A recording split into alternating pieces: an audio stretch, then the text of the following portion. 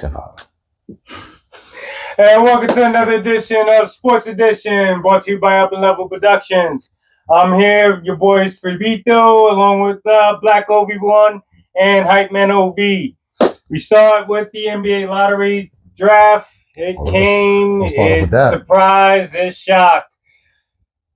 Gentlemen, is there a conspiracy going? We all didn't have to think twice about it. We all, like, the minute we saw Dallas Mavericks got the number 1 pick, we all did the Nico Harrison side eye, like for real. Yeah, I mean, Hype, man, you got more. I feel like you can definitely speak more to this. So the second one it said Dallas Mavericks got the number 1 pick, I laughed, and that's when I grabbed my phone. And what was the first thing I texted y'all? This draft was rigged. That was the first thing I said. But I mean, everybody's saying it. Let's just be real. Everybody's saying it. And the thing that kills me is it's like instead of being like, hey, we're going to give you the number 1 pick next year, it's like the NBA said, I don't care what anybody says. We're going to give you the number 1 pick this year. So it is what it is. And congratulations to the Dallas Mavericks. But it just reminds me of Patrick Ewing. It reminds me of LeBron James not going to the Memphis Grizzlies. And they make sure he goes to Cleveland. The Chicago Bulls. Well, I didn't hear about that one, but they heard for Kyrie after LeBron left, how they gave Cleveland the number 1 pick. Mm-hmm. And then when LeBron came back, they gave Cleveland the number 6 pick. That's where they got Andrew Wiggins. So it's always rigged. So this one was like the obvious one. So, but whatever. Congratulations. Cooper Flag, you're going to be a Dallas Maverick. The writing's on the wall. So with this whole Giannis situation, which team should trade out of that? Ooh, I'm glad you brought that up. The San Antonio Spurs. Yeah, I was gonna say the same. That's like Tim Duncan and David Robinson on steroids. Oh my god. Because you know, and let me tell you why let me show you the perspective why I'm bringing it up. Damn, but I want to bring it. Kind of don't want to bring it up because I wanted to give it as a shout out. But let me save it as a shout out. I want him to go to Spurs because, like I said, there's the hint. It gives that Tim Duncan and David Robinson vibes, bringing those bigs back.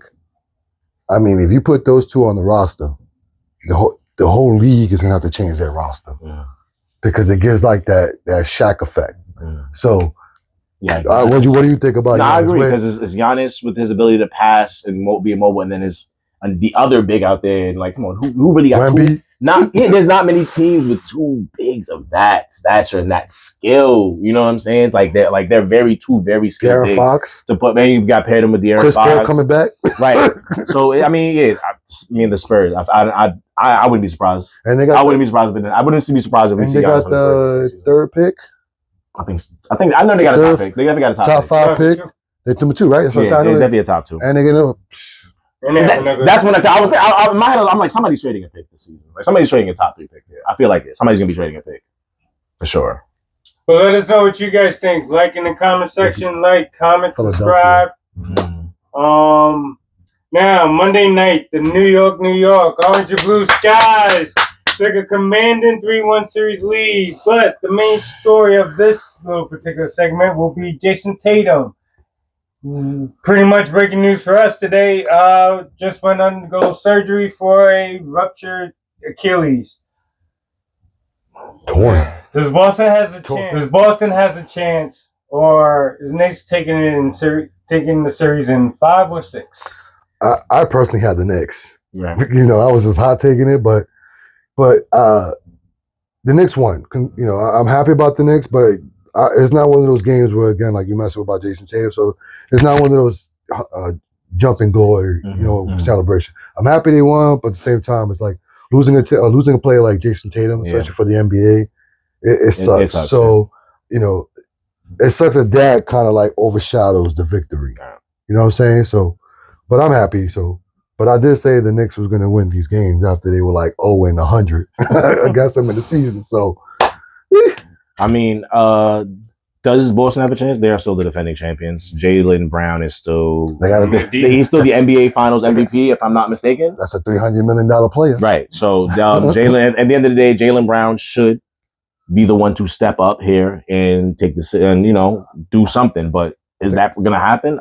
To be honest, I think he's also gotten a lot of the escapism this series, where people are not really putting that focus on him. Where it's like, hey, aren't you the NBA Finals MVP? Why is why are we all waiting on Jason Tatum to step up? Why I'm the don't you? champion, held it high. And I feel like now you are going to be able to, right here. I feel like, do they have a chance to win the series? Absolutely not. Like the Knicks only have to win one more game. They have to win 3. So I think that, but Jaylen Brown and the Boston Celtics, they should still be, you know what I'm saying? It's still, you know what I'm saying? But what I wanted to just add about the Celtics is because they could lose this series by morale being down now. True. Or that could fire them up because they lost Jason Tatum. So we'll see which Boston Celtics show up tomorrow night in Boston. I'm expecting a certain Jaylen real Brown. Quick off the cuff. You've been on record saying several times the injuries are part of the game. Yeah. It seems now that at least as compared to back in the day, because I seen this recently, it was a quick stat I saw. Compared to back in the day where you probably get like 2, if that, superstars are out in the playoffs. Now you're averaging about 6 or 7 stars that are pretty much either out, questionable, and that questionable means is they're out. Like look at even in Cleveland, Mitchell, he was highly questionable. Jalen went out. The reason why I think spacing is the reason why, so you have more ground to cover. So I think that's the reason why you see more injuries as far as like torn ACL, like Damian Lillard, now Jason Tatum. The ankle sprain, you know what I'm saying? Second round, also it's shorter. It's playoff basketball, so people is more. If you're seeing like maybe ankle sprain because you're saying from like landing on the foot because now everybody's collapsing the paint. I mean, it's playoff basketball. I think those type of injuries is kind of normal. Just be lucky not to have your feet down there being stomped by somebody with a bigger foot. Or in this case, who was the one that got Antman when they got their foot landed on them? Yeah. Thank God that didn't turn out to be worse than it was. So that would have been because like I said, that's playoff basketball. But when we're talking about like torn ACL, when it's like non-contact, would you see a little bit more of? I just think it's because of the spacing. You have to cover more ground. In this case, that's what happened with Jason Tatum. Loose ball foul. What happened? Same thing with Dame. So Nope. Let us know what you guys think on the comment section. Like, comment, subscribe. Like, does Boston have a chance, or is New York, go? Now, staying in the East, we got the Indiana Pacers. As we're now, full disclosure, as we're recording this episode, it is Tuesday night. We're actually watching this game as we're doing this show. And right now, Cleveland has a very small lead and going into halftime. Does Cleveland have a chance, guys? No. Okay, you want to go first? Indiana is the dark magic team in the NBA, but Indiana, to give credit where it's due, it does match up very well with Cleveland. They are a large team. They are, they have the size, they have the shooters. They're not bums, but by any stretch of the imagination. But I think Cleveland. The fact that we're even down in this series right now is so surprising and shocking to me. And I think for Cleveland, I think that it'll put an asterisk on that regular season title if they don't get out this. If you win 50, 70 games, does it matter if you're never going to come up the second round? You know what I'm saying? We're going to see Cleveland. Oh, Cleveland's won 80 games. Oh, they won 70 games. Okay. Are they going to get bounced off the second round again? Well, what I want to say about Cleveland is that the reason why they're not looking so good is because of injuries. Garland with the toe. What's the name? The other one with the foot that's playing right now. That I could see him. He's hobbling. Yeah. So they're not 100%. It's just that injuries is part of the game. It's just that he just came in a bad luck with them. Yeah. Plus, on the combination, Indiana's coming in hot. Mm-hmm. So when you combine those two recipes, I think it'll look better for Indiana than it does for Cleveland. So. Will Cleveland win tonight's game? I don't see why not, because they're probably pushing with full tank of gas. But I think that those injuries, the way they're injured, the way they're piling up, I think it's going to catch up to them. Indiana's up 3-1. I think it's hard to come out that hole. So Indiana most likely will win that series. But it's because, Cleveland is injured. So rather they want, like you said, 60, 50 games, it's just that the injuries came to them at the wrong time while they're on their playoff run. Next are the heavy favorite to come out of the East right now. And the way everything's shaped out. Speaking of Denver, it seems Jokic kind of ran out of gas. Yeah, I noticed that narrative going around. I think that Denver's gonna be all right. I'm still sticking with that preseason pick as I'm going all the way to the finals, but I ain't gonna hold you. I'm sweating a little. I got 4 teams going to the final, 3 out the West. One is the Knicks in the East. Denver's one of them. Real quick, at the end of the night when I got home, I was like, or the next day, I was just curious. I was like, show the list of the best defensive teams left in the playoffs from last week. Denver's number 3 on the list. So they're a good defensive team. And the narrative about Jokic being tired, the series went 7 games with the Clippers, and, OKC is no, walk in the park. But I'm still going to bet on Denver. I'm not going to bet OKC out either, but, I think it's to say he's tired, like, yeah, OKC is throwing body to them because remember, OKC is one of the best defense on the thing, but nothing. And then number 4, I think they're behind Denver when I check the list. But this is going to be another, like you said, 7-game series. But I won't be surprised Denver come out. But I got OKC winning.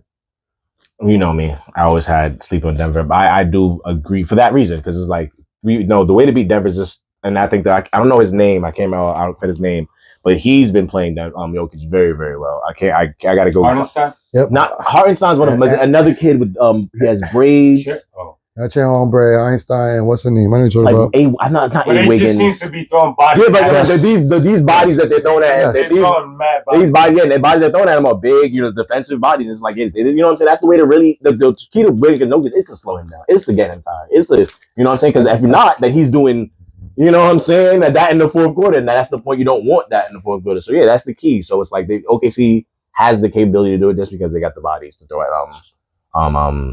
Jokic. Speaking about capabilities, Antman is just laying things up. No Stephen Curry. He's covered. That's a little qualifier. Butler's, I don't know what Butler's doing lately. Once Steph Curry went out, just trying to avoid being an angry black man. So Antman. Once Steph went out, it kind of took the lore of the series because we wanted to see Antman versus Steph Curry. So, but that being said, injuries is part of the game. No excuses. I make no excuses. So, Antman and you was gonna say the Washington Wizards, the Minnesota Timberwolves look like they're gonna advance with ease. And as far as I know, you bring up Jimmy Butler. Remember, Jimmy Butler's 36 years old. I just said Jimmy Butler at 30. You know what I'm saying? So, and this is Jimmy Butler with a lot of treads on his tires. So, would I like to see the playoff Jimmy Butler like that takeover? And I would like to, but I don't think that's something that maybe he can do because nobody never said Jimmy Butler's the best 36-year-old. We just know that he does what he does because he's at the age now. So I feel like that's what they brought him over to the team for these moments. To help for these, like, all right, Steph in here, you got with Steph. But there's no Steph now. Yeah, it was built with Steph. Yeah, with Steph. There's no Steph now. So, it's not like Steph can do his magic, and then Butler would really take on the rest. It's not like they lost. It's not like it's Gary Payton Jr. or another player they lost. It was somebody like that. Like, all right, you still got Butler and stuff, but it's Steph. Yeah, the engine. The formula of the engine is Steph is the engine, and Butler is like the cleanup man, the key that starts the engine. Okay. Yeah, you got the key with the engine, but you know what I'm saying. But other than that, but I did have either one. Like I said, I have personal interest in both. Antman is dominating because Julius Randle is dominating because Rudy Gobert is dominating those boys. Because let's look at it real quick because it's a possible matchup where we might see Minnesota and New York Knicks in the final. Those are the teams that traded. Yeah, they're gonna talk about the trade. Blockbuster trade. So that will be the story of all that. That it worked for both teams. So, who got the better out of it? I mean, they both did. Who really got the best out of it? Because I can't even say that. I can't say that. They both became better fits for both. In my head, I'm trying to see them even last. They're both in the second round with a 3-1 lead. Yeah, and in my head last year, I think they were both in the same position. They're both in the same position. Last year, like they were both bounced out the second round, if I'm not mistaken. They're both teams about to advance in the third round, almost about the same time. Yeah, 3-1, 3-1. So I'm just trying to make sense. No. I understand. Minnesota made it to the Western Conference Finals last year. If I'm not mistaken. Yeah, but the Knicks. Oh, you know what I'm saying? But they still. But they weren't like, you know what I'm saying about the trade happened this season. I know, but I'm saying like even to reference last season, they weren't like you know what I'm saying like they weren't like in any greater position. You know, they kind of still in the same. Okay, now they're both benefiting off the from trade. the fruits of the labor of the trade. They both benefiting. Well, let us know what you guys think. Like, comment, subscribe. Am I a little off base trying to make something kind of nuts? All right, well, again, hit that notification bell. Let us so you know when the next video comes up. You guys know it's that time of the segment, the show where Hypeman's Trivia. Let's get hype for Hype Man's Trivia. Guys, I kind of switched up the questions a little bit because I didn't want... You're not going to do that to us. You're not going to do that to us. He's getting better. He's getting a little better, but no enthusiasm. So that was whack. Well, because I wanted to get to a description real quick about the questions. Like, it's not going to be just NBA questions. So okay. That's what I was about to explain. So, guys, it's not going to be just NBA questions. It's going to be two NFLs and one NBA question. Okay. All right, because I wanted to switch it up a little bit. So, question number one, guys. How many NFL teams have a bird mascot? There's 5 of them. Can you name me those teams? The Eagles. Falcons. 2. Seahawks. 3. Seahawks. Falcons. You said Atlanta, right? Yes, the Falcons. Yeah. That's 4. You said that? Yeah, I said the Atlanta Falcons. You said Eagles, Falcons, and Seahawks? Seahawks. So Eagles, Falcons, Seahawks, yes. Okay, so there's 2 more.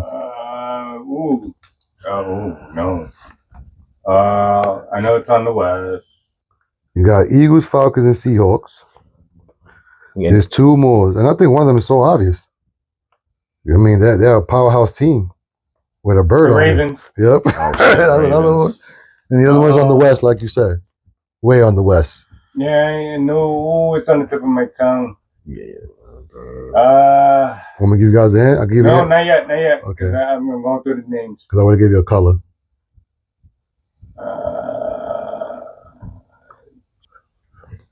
In my head, Western football teams are not clicking off as fast. No, I'm about to West, nice. That was the hint. That's the West. So you got to stay on the West. Oh, my God. I feel like I got it. All the way in the West.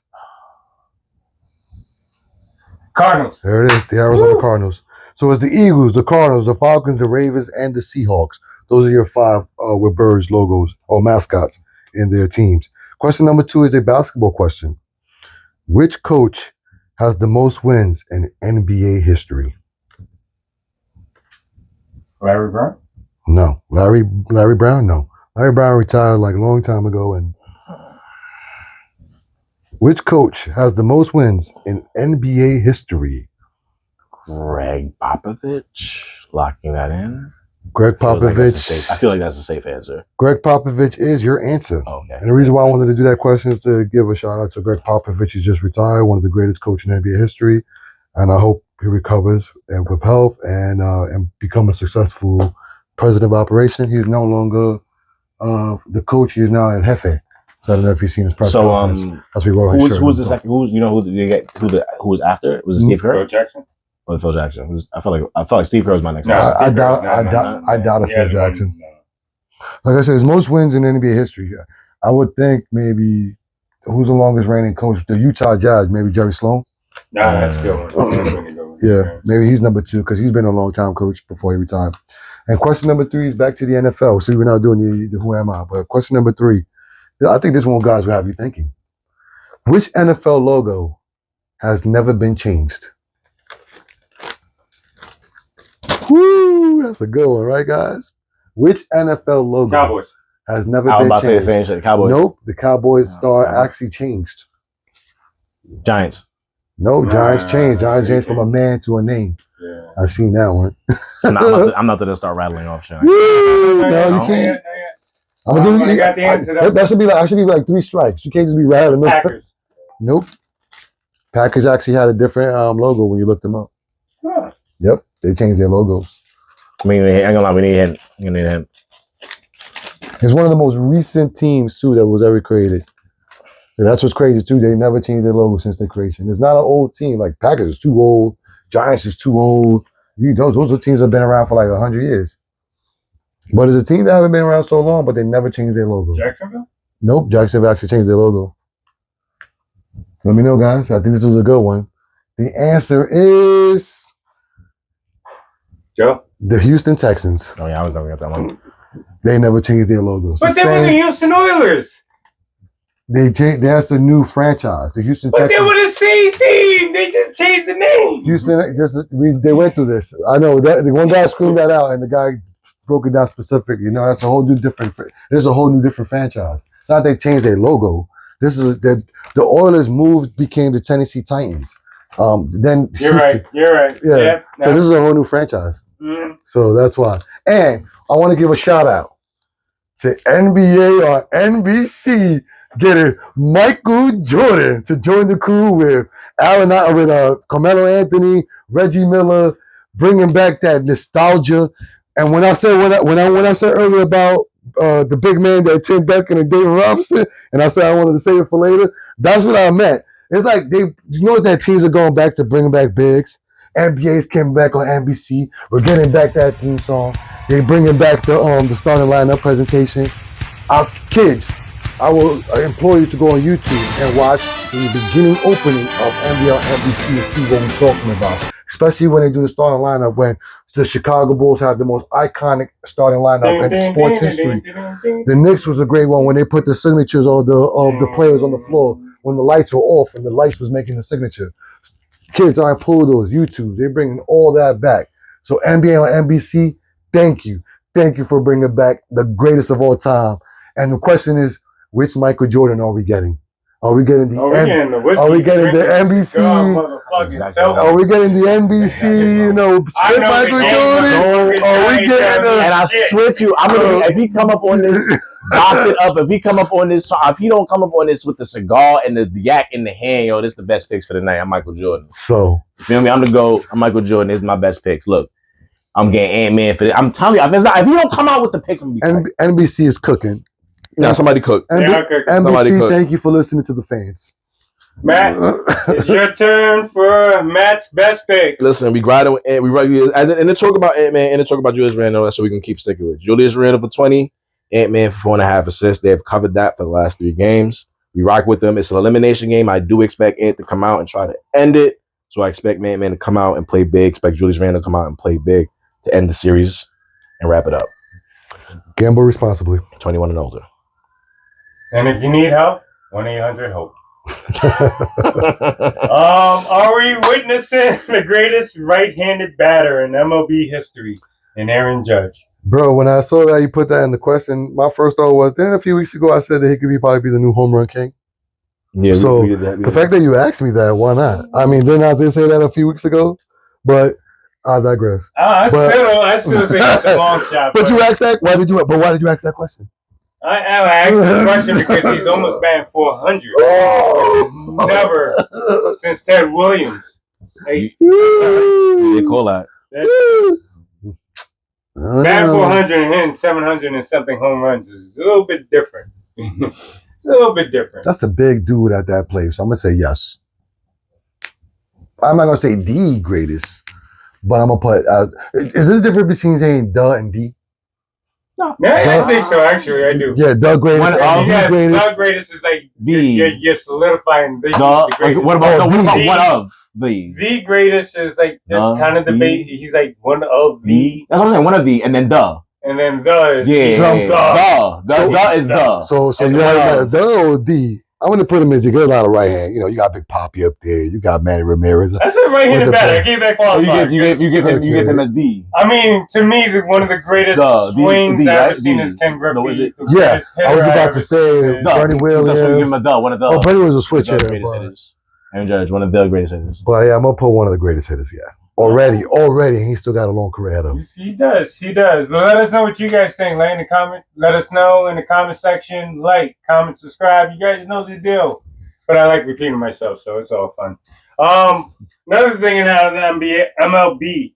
Oh yes. Breaking news, at least for us on Tuesday night. MLB has finally decided to, amongst others, the names of Pete Rose, an all-time hit king, and Shoeless Joe Jackson, which, if you heard the stories from back in the day, was like one of the he was an amazing center fielder. He was an amazing baseball player, period.